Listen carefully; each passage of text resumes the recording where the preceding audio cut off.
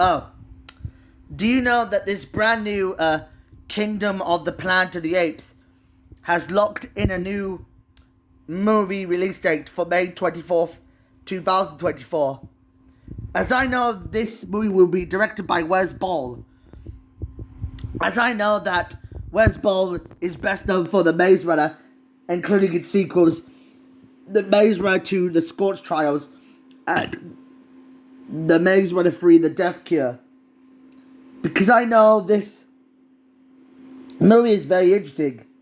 As I noticed that Matt Reeves originally had plans to make a fourth Planet of the Apes film, but as I noticed that Wes Ball would take his place and discover that I know this upcoming Planet of the Apes movie will be based on the Pierre Boli book of the same name from 1963, but I know this will be better than what I really saw.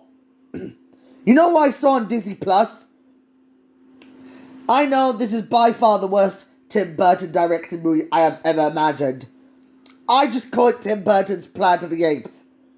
As I know this director, who is famous for directing the Batman duology, as well as Beetlejuice and Pee-wee's Big Adventure, and most notably Sleepy Hollow, Mars Attacks, and Nightmare Before Christmas, he would make his first biggest mistake. Oh well. Why would this movie be really terrible?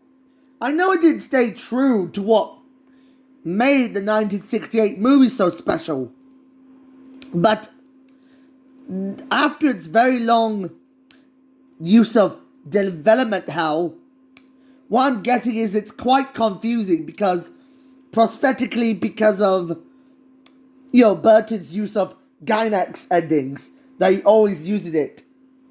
For many years, back in 1988, 20 years after the 1968 Planet of the Apes film came out, Adam Rifkin conceived the idea of Planet of the Apes being like an Aliens meets something like a Curious George meets Aliens concept of movie. Although Gladiator would recycle that movie without the ape costumes, for some reason, the reason why this unproduced Adam Rifkin movie was originally called Return of the Apes, which was named after the 1970s Saturday morning cartoon the same name. For some reason, it fell into like a troubled production of 13 years. But it wouldn't be a sequel to the fifth film, but it would more be an alternate sequel to the first film that would take place in an alternate continuity. Although it would take inspiration from Spartacus, Terminator, Flintstones, and Jurassic Park, including Gorillas in the Mist, and most notably King Kong. Especially for many people that have directed it, many of them that you remembered seeing. I'm guessing that for Chris Columbus, he wanted to turn Planet of the Apes into a child-friendly comedy movie, although while he's still making his unproduced Fantastic Four script with Sam Hamm. However, the problem is, it was mostly being about some sort of an ape astronaut crash landing in New York Harbor from another world that he launched a disease that all the humans will die.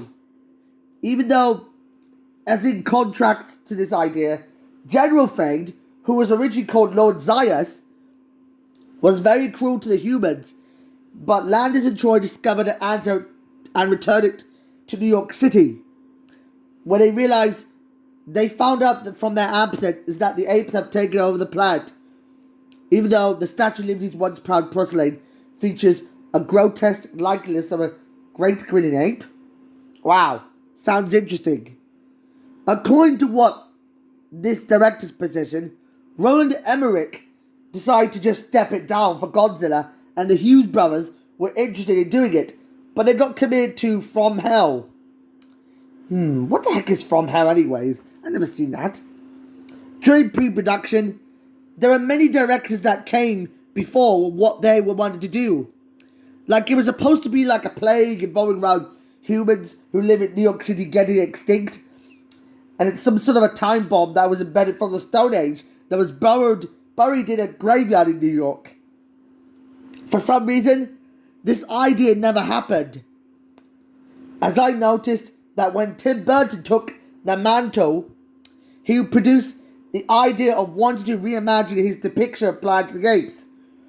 Although it took like a filming to do so, although it rivaled with Moulin Rouge at the time of its release, this one would get negative reviews, as I noticed that ever since this movie came out on July 27, 2001, at a running time of 120 minutes, it only had a budget of $100 million and bombed at $362.2 million.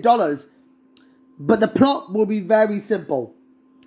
In an out-to-date continuity that serves as a remake of the 1968 film in the same name, despite being loosely adapted from the 1963 novel, astronaut Leo Davidson crash lands on a planet inhabited by intelligent apes, but the apes treat humans as slaves.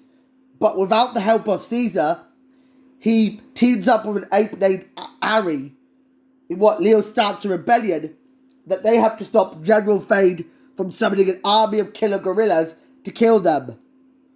However, when this movie received awful reviews, it had a confusing plot involving around the whole idea of why would apes enslave humans concept in a deserted, barren wasteland. I know it was too much of a Mad Max ripoff, that it didn't stay true to the text of what was Earth all along from 1968. Although the way I see the apes, the way I see them in their designs from 2001, they look like a bunch of weird-looking, humanoid, monstrously creaturous, weird-looking yetis to me. And the writing, the acting is, both of them are quite awful. It's not a good movie for me to try it out, but the ending is really bad because I consider the one where Leo crash lands on Washington DC. He sees Fade's face being placed on Abraham Lincoln's body on a sculpture of the memorial itself, and then these ape officers descend on him to get him arrested for committing a crime on killing Fade. Wow. This felt like a cliffhanger, but it was more of a big middle finger to Tim Burton, because Burton wanted to torch the franchise and run for no good reason, and it got really, really bad ideas of what he came up with. As I noticed, according to what Word of God mentions is that when it was supposed to get a sequel, it never really got a sequel that got canned. For some reason, he said, "I'd rather jump out of a window, because I think it'd be great to have apes driving cars, smoking cigars, wearing glasses, sitting in a boardroom, stuff like that." As I noticed that Planet of the Apes was the final Burton film that he worked on with his former fiancée Lisa Murray. But after their relationship broke up, Burton started a relationship with Helena Bonham Carter, who portrayed Ari, would later go on to be involved in Harry Potter. How very interesting. Although she would be involved in Wallace and Gromit in The Curse of the Were-Rabbit, which in fact, in my opinion, was a prequel to Spider-Man Into the Spider-Verse. Although, if it wasn't for Marky Mark's meddling around, this is the reason why Burton would have gone away with it too. If it wasn't for a pesky hip-hop rapper, you always get that Scooby-Doo hoax coming out of your brain. Although, according to the Stinger's Bad Movie Awards in 2001, it got nominations for Worst Director, Worst Supporting Actress, Worst Screenplay for a film grossing over $100 million worldwide by using Hollywood math, but it failed to win any of those, that it would lose everything. I know that movie lost to The Lord of the Rings, The Fellowship of the Ring, thanks to Peter Jackson's quick thinking. It was quite of a good idea to let him get involved in King Kong. Yeah, which also got better reviews. I know it wasn't there because of the whole Word of God mentioning it's not a good idea to do so. That's what all I can think of. I know it's a big situation that felt like more of a big mistake of believing it's true. You know the lesson of Tim Burton's Planet of the Apes?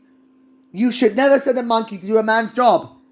And I'd personally give this one a 0 out of 10. Because it's probably the worst Tim Burton directed movie of all time.